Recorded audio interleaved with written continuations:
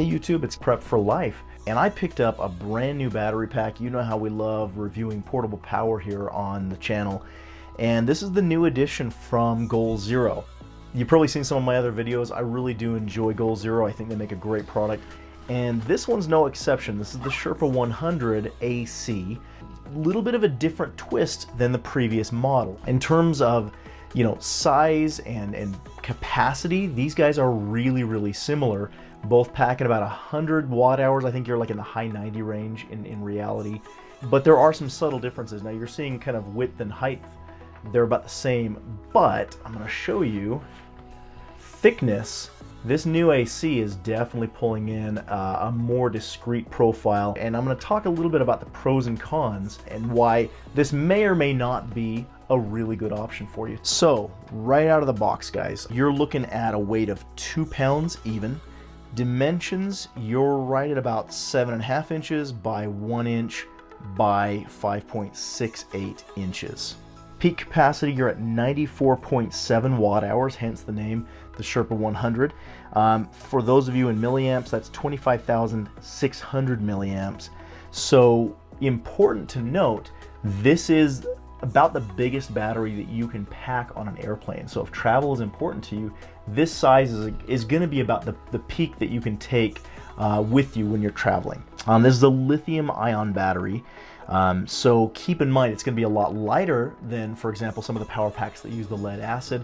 However, extreme cold temperatures, if you're really getting out there into the thick of it, cold can sap the power from some of these lithium ions, so be aware of that. Regarding some of the features, this is kind of where this becomes really cool.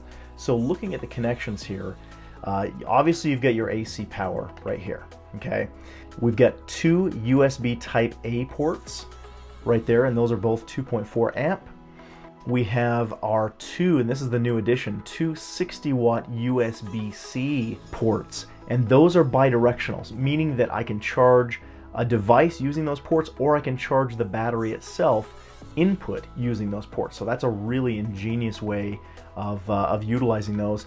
And then lastly, we have the traditional 8mm. You're going to find that on most of Goal Zero's gear, and I love it. It means that it's pretty universal. All of the other charging packs that I have from my other Goal Zeros are going to work to charge this up.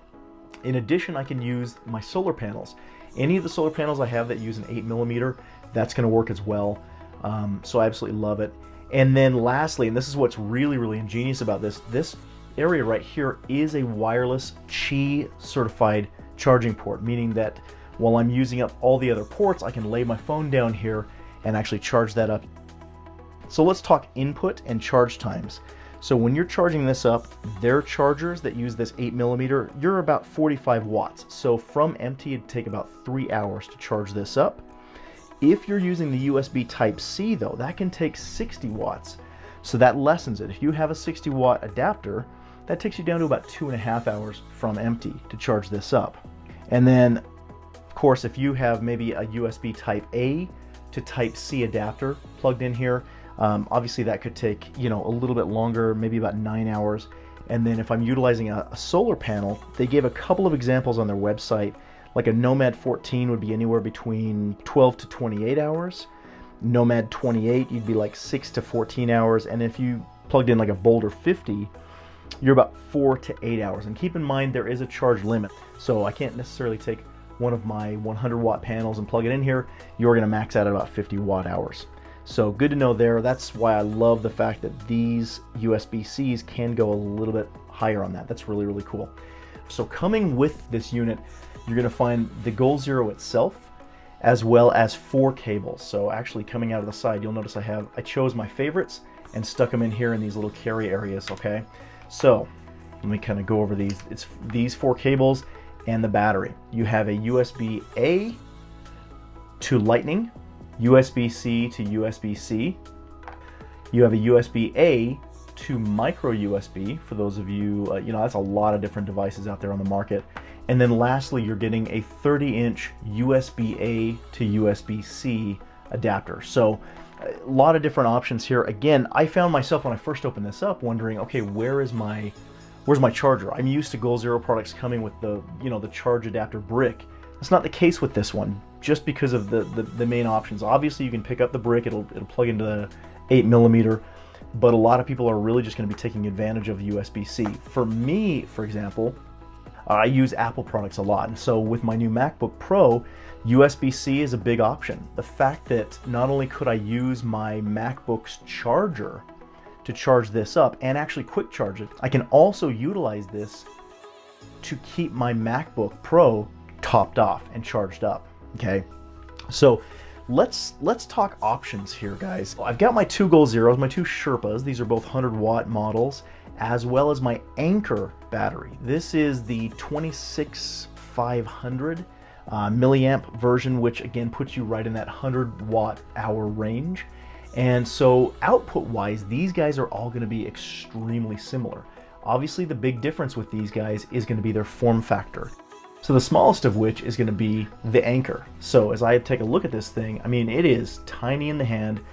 For its output, this thing is a powerhouse, but a really, really basic version. You have 3 USB Type A's. Now keep in mind, those are quick chargers, as well as 2 inputs for micro USB, charges this thing up. So again, it's kind of an in-between. It's about the largest model that you could take on an airplane. And when it's a simple trip and I'm just keeping like a, tablet or my phone topped off, this can be an easy grab and go. It can also be really easy for camping, like for lights and things like that. Keep that in mind. It's probably going to be the most affordable of all 3 of these, but there is a reason for that, because the options are somewhat limited. Form factor, it's fantastic, and weight-wise, it's awesome. So I'm going to move that over to the side.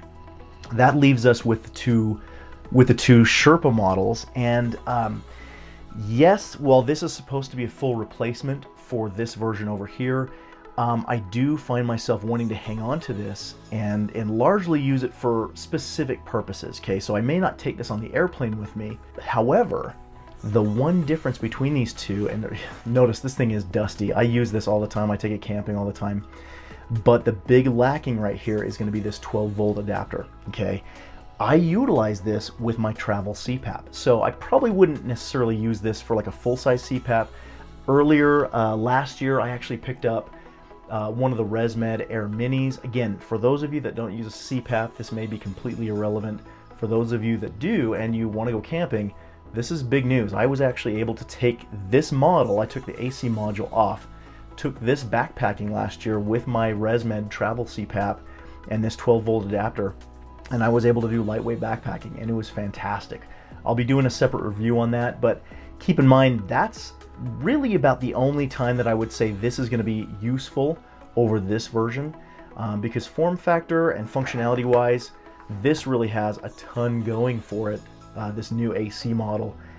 However, I was a little bit sad to see that there is no option for 12-volt adapter. If I were going to do a CPAP with this thing, I'd have to plug it straight in here, and of course with the AC interchange from direct current to AC, I can lose some power. I'm not convinced that I would be able to go a full night using this model. So for me, this is more about going out on an adventure, like for example my videos when I'm getting adventure footage, and being able to keep everything topped off at the same time, right? Charging my phone on the top while I also have my laptop charging off the USB-C, maybe my drone's charging over here off the AC, my tablet off the USB-A. Again, very, very cool options. This thing is all around. If you're at all into photography, this thing's a must. If you're traveling a lot and you're always using your laptop, this thing is definitely a must, especially with the newer models that charge off USB-C. So hopefully that gives you a little bit of an idea of pros and cons versus, on this model. For right now, I'm chalking this up in the win category just because of what it offers for the form factor and everything like that. Lastly, let's talk about price. Right now, it is a relatively new product. You're still looking at about $299 on the Goal Zero website. I have seen sales come up. I have seen like Goal Zero road shows, maybe at like Costco every once in a while. You can find them there. In terms of battery banks or solar generators, as a lot of people like to call them, it's a little bit on the high end. However, there's a lot packed into this little battery bank, and whether it's worth the money or not, that's going to be up to you and your use case for it.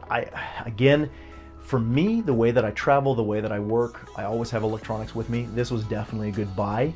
If you're just looking for something a little bit more simple to keep devices topped off, you may look at something a little bit cheaper like the Anchor. If you're looking for CPAP functionality and maybe to go hiking like me because I'm crazy, you may look at one of the older Sherpas. Anyway, I hope you found that useful. That's just a quick update for me. I'll keep posting maybe some updates on this as I use it throughout the year, but so far I am super impressed. Go ahead and give me a like, a thumbs up, subscribe to the channel if you like the content and want to be notified of future videos, and we'll catch you next time. Thanks for watching.